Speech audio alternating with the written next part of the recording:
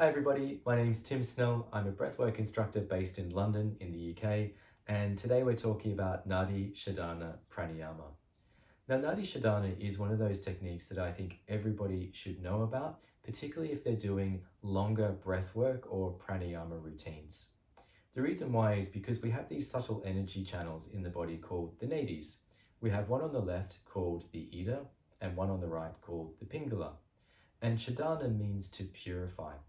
So when we do a longer breathwork routine, what we're doing is we're drawing more prana into the body through the breath. And what Nadi Shodhana helps us to do is to prepare the subtle body to receive that prana, because it helps to purify the left and the right energy channels.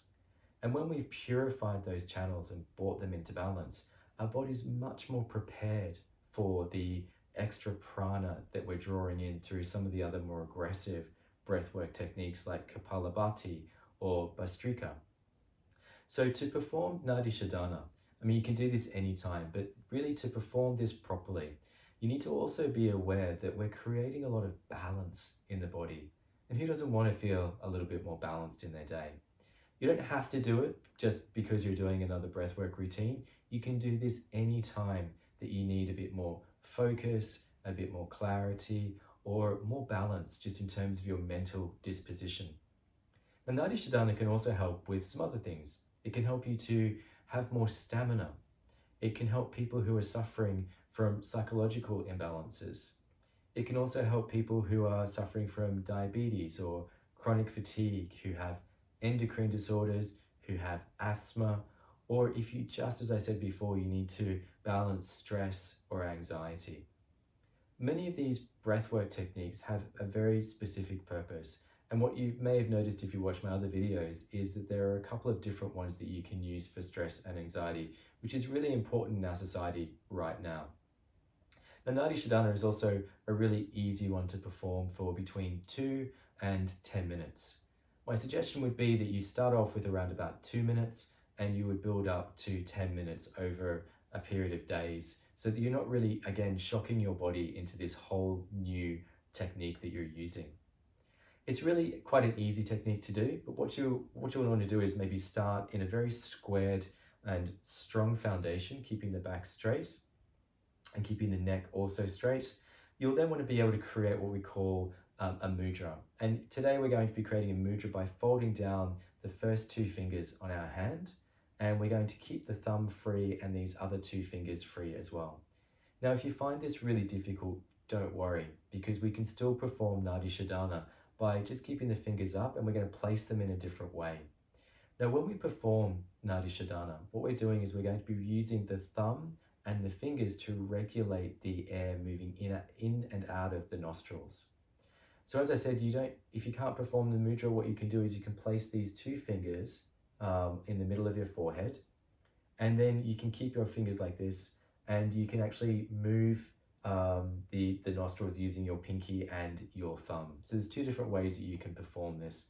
Do whatever feels comfortable for you. But what we're going to be doing when we perform Nadi Shodhana to get this purification to happen is we're going to be breathing in through one nostril. We're going to pause a little bit, which is going to slightly increase the amount of carbon dioxide in our body. And then we're going to breathe out of the other nostril, which again is going to elongate the exhalation, or the amount of time it takes to exhale that air out of the body. And that pause and that exhalation is going to mean that when we breathe in again, we're going to be drawing and really flushing the body through with more oxygen. And then we're going to pause again to create that build-up of carbon dioxide, and then we're going to breathe out the opposite nostril and then breathe in again through the right nostril. So let's do it together. We're going to do the mudra, or put the fingers over your forehead, whichever feels most comfortable for you. And we're just going to gently rest our fingers onto our nose without closing our nostrils yet. And then just press the left nostril closed and breathe in through the right nostril. And then pause. And then breathe out through the left nostril. Then breathe in. Pause. Then breathe out. Then breathe in through the right again. Pause and breathe out through the left. Now, as you do this, you should also be doing a full yogic breath, meaning that as you breathe in, your belly goes out, and as you breathe out, your belly goes back in. So you're bringing together a mudra, the pranayama, and the movement of the belly to create the full experience of Nadi Shodhana. As I said earlier, do this for 2 minutes initially, building up to 10 minutes to make sure you get the full benefits of this really calming and powerful pranayama technique. When you do this before other pranayama or in a longer routine, you may find this actually amplifies the effect of the other pranayama because your body is now much more prepared to receive this extra prana. Thanks for joining me today. If you have any questions about Nadi Shodhana, please feel free to get in contact with me or drop a message underneath this video. See you next time.